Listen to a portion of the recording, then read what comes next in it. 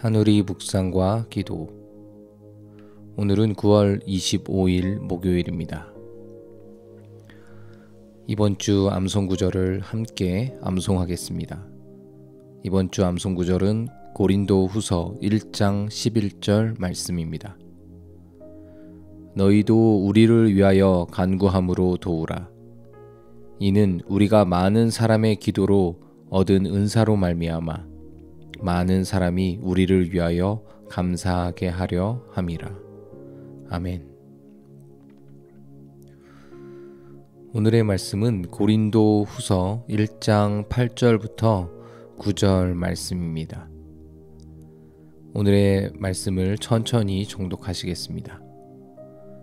형제들아, 우리가 아시아에서 당한 환난을 너희가 모르기를 원하지 아니하노니 힘에 겹도록 심한 고난을 당하여 살 소망까지 끊어지고 우리는 우리 자신이 사형 선고를 받은 줄 알았으니 이는 우리로 자기를 의지하지 말고 오직 죽은 자를 다시 살리시는 하나님만 의지하게 하심이라. 오늘 말씀을 새 번역으로 다시 한번 읽겠습니다. 형제 자매 여러분, 우리가 아시아에서 당한 환난을 여러분이 알기를 바랍니다. 우리는 힘에 겹게 너무 짓눌려서 마침내 살 희망마저 잃을 지경에 이르렀습니다. 우리는 이미 죽음을 선고받은 몸이라고 느꼈습니다. 그렇게 된 것은 우리 자신을 의지하지 않고 죽은 사람을 살리시는 하나님을 의지하게 하기 위함이었습니다. 바울은 그리스도인의 공동체인 교인들을 향해 형제라고 부릅니다.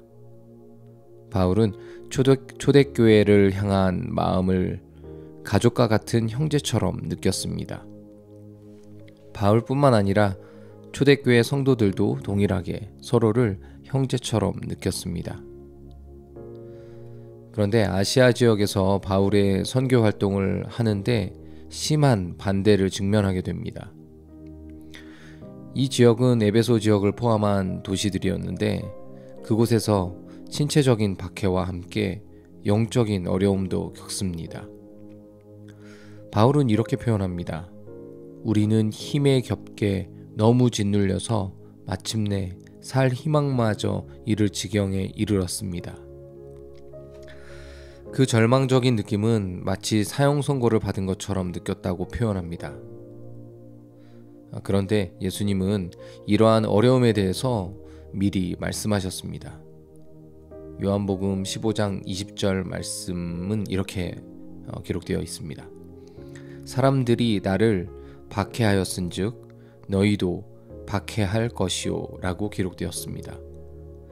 예수님은 그리스도인의 삶 속에 박해와 고난 등이 있을 것이라고 말씀하십니다. 그렇다면 하나님은 왜 이 고난을 우리의 삶 속에 허락하신 것일까요? 그것은 우리가 자신을 의지하지 않게 하기 위함입니다. 바울 또한 육체의 가시를 가지고 있었으며 바울은 그 육체의 가시를 치유되도록 기도했지만 하나님은 그 질병이 바울에게 남아있도록 하십니다. 그렇게 하시면서 내 은혜가 내게 족하도다. 이는 내 능력이 약한 데서 온전하여 짐이라. 그러므로 도리어 크게 기뻐함으로 나의 여러 약한 것에 대하여 자랑하리니 이는 그리스도의 능력이 내게 머물게 하려 함이라 라고 말씀하셨습니다. 또한 오늘 말씀 9절 하반절 말씀에는 그리스도의 부활하심이 모든 고난과 어려움을 겪는 신자들에게 소망을 주는 말씀임을 고백합니다. 그것은 어떤 어려움에도 죽음으로부터 생명으로 하나님과의 단절에서부터 연합으로 이끄시는 하나님의 약속을 신뢰하기 때문입니다. 오늘 본문 말씀은 당신의 삶에 어떤 의미가 있습니까? 이 말씀을 어떻게 당신의 삶에 적용할 수 있을까요? 잠시 개인적으로 묵상하는 시간을 갖겠습니다.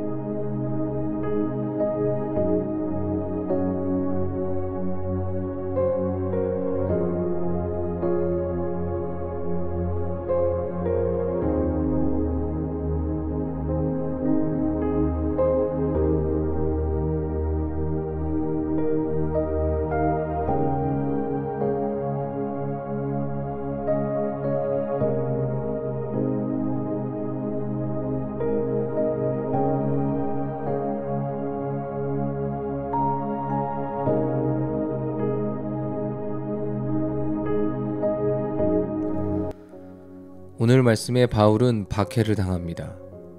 그것은 자기의 유익을 위한 길도 아니었고 잘못도 아니었습니다. 단지 복음을 전한다는 이유로 핍박을 당합니다. 우리의 삶에도 이러한 경우를 종종 겪습니다. 선한 의도로 한 일들이 때로는 다른 사람의 마음을 아프게 하기도 합니다.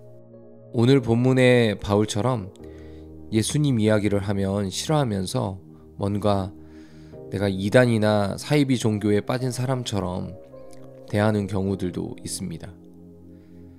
심지어 다시 오실 예수님에 대해서 이야기하면 마치 종말론에 빠진 잘못된 신앙을 이야기하는 것처럼 대하는 경우도 있습니다. 그러나 성경은 명확하게 말합니다. 복음을 전하는 일에는 박해가 따른다고. 이는 영적인 싸움이며 사탄이 가장 싫어하는 일이 바로 하나님 나라가 확장되는 것입니다. 그런데 바울은 그 고난이 얼마나 심했으면 사형 선고를 받는 것처럼 느꼈을까 이렇게 생각해 봅니다. 숨통이 조여올 만큼 답답한 바울, 참 안쓰럽습니다. 그런데 이후에 바울의 고백은 이러한 일이 나를 의지하지 않고 하나님만 의지하게 하려는 것이라고 고백을 합니다. 나에게 있는 모든 고난은 나를 낮추시기 위한 하나님의 선하신 뜻이며 이로써 이 상황을 죽음으로부터 부활에 이르게 하는 하나님의 능력을 의지하며 살도록 이끄시는 하나님의 선한 뜻임을 오늘 말씀을 통하여 발견하게 됩니다. 당신의 기도는 무엇입니까? 내가 겪는 어려움들은 절망과 죽음과 같이 느껴지지만 하나님은 죽음을 부활로 바꾸시는 전능하신 하나님이심을 믿으며 나를 의지하는 것이 아니라 하나님만 의지하며 오늘을 살게 하소서. 나의 주변에 어려움을 겪고 있는 지체들을 돌보며 돕게 하시고 기도로 중보할 때 하나님이 일하심을 보게 하소서. 오늘의 기도 제목 혹은 개인의 기도 제목으로 잠시 기도하시겠습니다.